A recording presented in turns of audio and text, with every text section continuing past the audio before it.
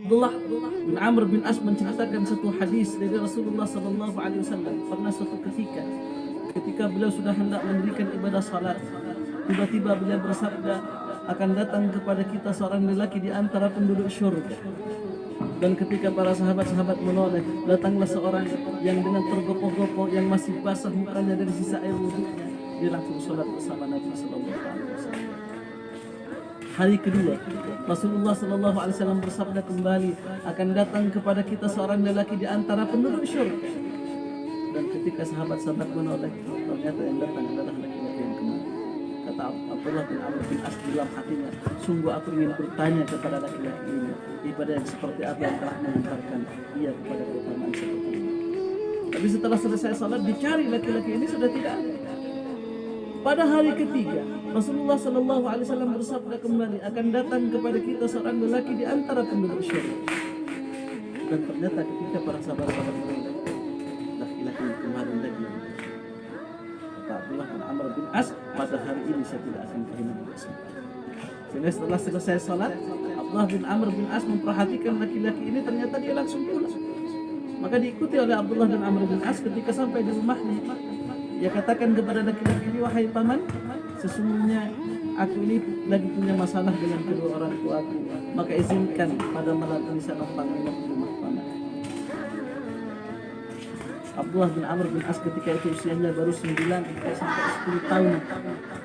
Tapi begitulah para sahabat ketika mendengar tentang motivasi tentang surga, sangat luar biasa.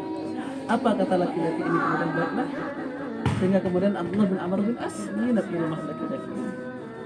Dan sampai 3 hari 3 malam beliau menginap di rumah laki-laki ini. Beliau tidak menemukan satupun yang istimewa dari ibadah laki-laki. Ibadahnya itu biasa-biasa saja.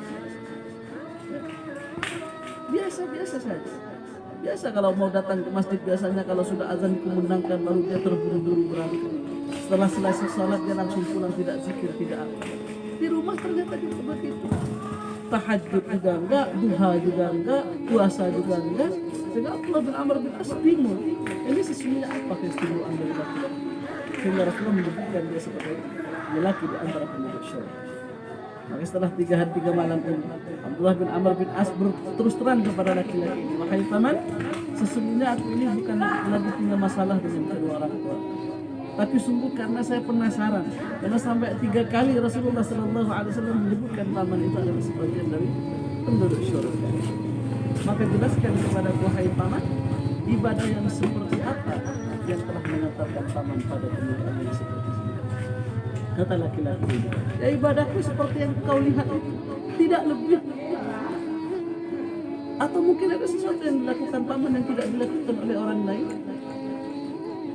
Apa kata laki-laki dia? Kalau itu, saya itu, kalau punya satu kebiasaan, kalau malam sudah datang dan saya sudah berdiri di tempat tidur, saya itu terbiasa untuk mengangan-angan apa yang telah saya lakukan seharian bersama, berinteraksi dengan saudara-saudara seiman. Maka kalau ada di antara mereka yang menyakiti aku, ada di antara mereka yang punya salah terhadap, maka sungguh pada malam hari itu saya cabutkan, saya keluarkan semua unek-unek, segala ghil yang ada di dalam hati. Dan bahkan setelah itu saya berdoa kepada Allah, memintakan ampun untuk mereka semua. Baru setelah itu saya pun hidup dengan sekali. Kata Abdullah bin Amr bin As, ini adalah pasti yang telah menyebabkan laki-laki ini mendapatkan sebuah keutamaan yang seperti itu. Salam, sabar, kelapangan hatinya terhadap saudaranya.